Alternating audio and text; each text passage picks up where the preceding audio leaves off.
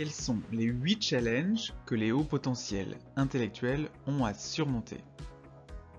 Bonjour, je suis Luc Martranchard, psychologue clinicien spécialisé dans la détection du haut potentiel, du syndrome d'Asperger et du TDAH. Et je suis le créateur du site bilan-psychologique.com. Petit rappel, le haut potentiel intellectuel est une forme de surdouance, caractérisée par une intelligence cognitive très élevée, avec un QI parmi les 2,3% les plus élevés, c'est-à-dire au moins à 130 généralement.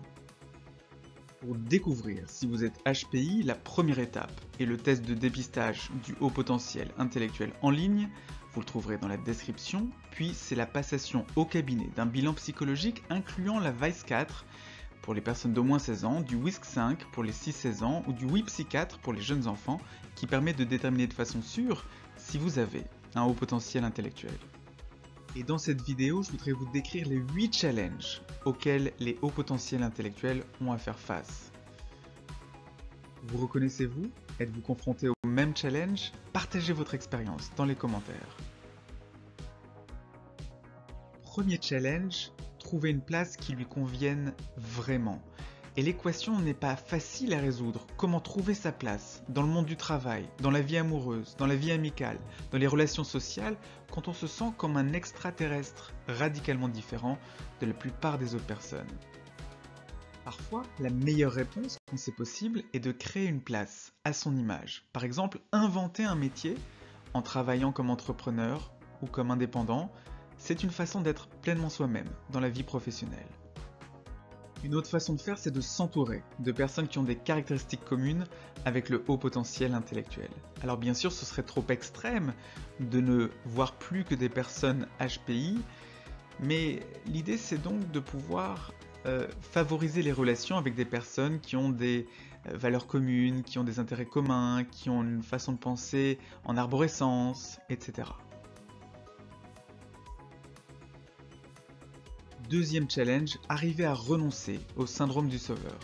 Beaucoup de HPI veulent sauver le monde, éradiquer les injustices du monde, d'où une souffrance souvent très vive d'être impuissant face à la majorité de la souffrance du monde. L'idée ici, c'est d'accepter radicalement cette impuissance, et en même temps, d'explorer ce qui peut être mis en place à son échelle, pour tout de même apporter une certaine contribution. Troisième challenge du HPI, être soi-même. Alors il y a des situations où il est nécessaire de s'adapter pour pouvoir s'intégrer. C'est-à-dire qu'il est nécessaire de mettre un masque, d'être en faux self, mais il est aussi essentiel qu'il y ait, pour contrebalancer ces moments de faux self, des situations ou des personnes avec qui le surdoué puisse être pleinement lui-même, puisse être en vrai self. C'est-à-dire des situations où ses besoins profonds, ses souhaits profonds puissent se réaliser. En fait, il faut adopter un réflexe, adapter ses environnements à soi, adapter son environnement de travail à ses caractéristiques, adapter son environnement amical, son environnement amoureux, son environnement familial à ses caractéristiques dès que c'est possible. Le but, c'est d'éviter ou de transformer les situations d'adaptation excessive, les situations où le surdoué sent qu'il se plie en quatre pour correspondre à un moule qui n'est pas le sien. Et ces situations-là sont trop coûteuses, sont trop source de souffrance, il faut donc les transformer, les adapter ou les éviter. Quatrième challenge du HPI, l'épuisement. Les HPI ont tendance à donner énormément d'eux-mêmes, dans le travail, mais aussi dans le couple, dans l'amitié, etc. Parfois au point de s'épuiser.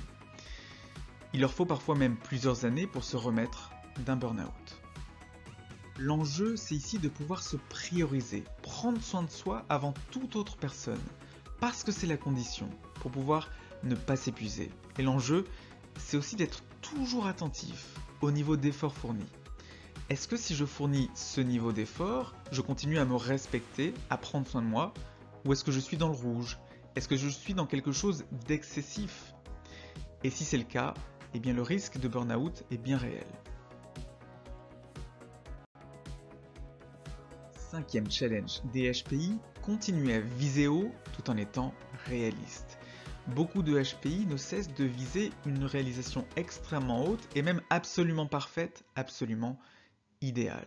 Et ça, inévitablement, par moments, ça crée une répétition de déception, d'insatisfaction qui vont à leur tour atteindre l'estime de soi, ou atteindre la confiance en soi, ou atteindre le bien-être global.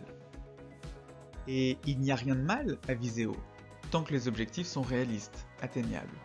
Il faut donc accepter cette nature profondément imparfaite de notre espèce, de l'espèce humaine, qu'on ait un haut potentiel intellectuel ou pas.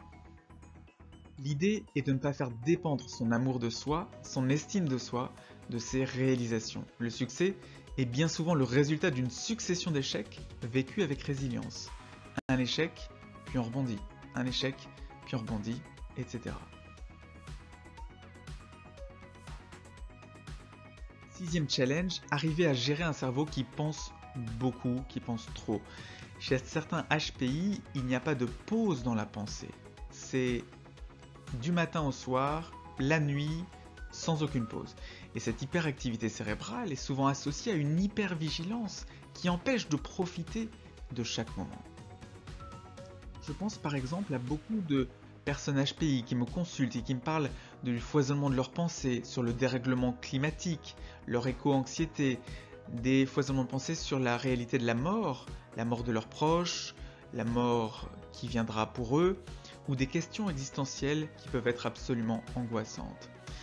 L'idée là, c'est de consacrer du temps, presque tous les jours, à méditer ou à s'auto-hypnotiser pour pouvoir prendre du recul, pour pouvoir sortir de ce torrent d'émotions et de pensées et aller sur la rive. C'est-à-dire que les pensées ne sont pas supprimées, mais ça permet de les vivre avec une certaine distance, sans en souffrir. 7e challenge du HPI, faire de son hypersensibilité une force. Le surdoué souffre 1. D'une hypersensibilité émotionnelle, une sensibilité émotionnelle très fine, très développée. 2. D'une hypersensibilité sensorielle, au niveau d'au moins un sens, il y a souvent une sensibilité qui est très forte, très fine. Et puis 3. D'une hyper-empathie émotionnelle, le fait de ressentir de façon très vive les émotions des autres. Et ces différences peuvent conduire au rejet des autres, qui pensent que le surdoué est trop intense, qu'il est trop sensible, qu'il exagère. Or, cette hypersensibilité, c'est important de le dire, c'est un don, c'est un talent, parce que c'est ce qui permet d'avoir conscience de ses émotions, une conscience très fine, une conscience aussi des émotions des autres, et aussi d'avoir accès à un monde sensoriel extrêmement riche, beaucoup plus riche que celui des autres personnes. 8e challenge du HPI, la soif de sens. Le HPI a besoin d'une vie qui soit pleine de sens. Il a besoin de vivre des expériences qui le transforment encore et encore. Vivre des relations et des conversations qui le transcendent. Trouver un ou plusieurs sens à sa vie et constamment répondre aux questions existentielles qui ne manquent pas de venir à son esprit. Il ne peut donc pas se contenter d'une vie fade avec des conversations superficielles qui restent en surface. Il lui faut trouver des directions pleines de sens pour sa vie. Et ça, c'est peut-être le challenge principal du HPI. Et ce challenge, il n'est probablement jamais pleinement résolu.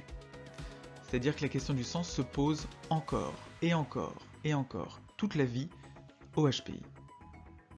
Alors, vous reconnaissez-vous, à combien de ces challenges avez-vous fait face dans le passé et à combien de ces challenges faites-vous face aujourd'hui? Si vous rencontrez au moins 3 ou 4 de ces challenges, la première étape pour découvrir enfin votre différence et le test de dépistage du haut potentiel intellectuel en ligne, vous le trouverez dans la description. Merci beaucoup pour votre écoute. Si vous avez apprécié cette vidéo, n'hésitez pas à la partager, à mettre un pouce bleu et à vous abonner pour ne pas manquer les prochaines vidéos de la chaîne. À bientôt sur la chaîne.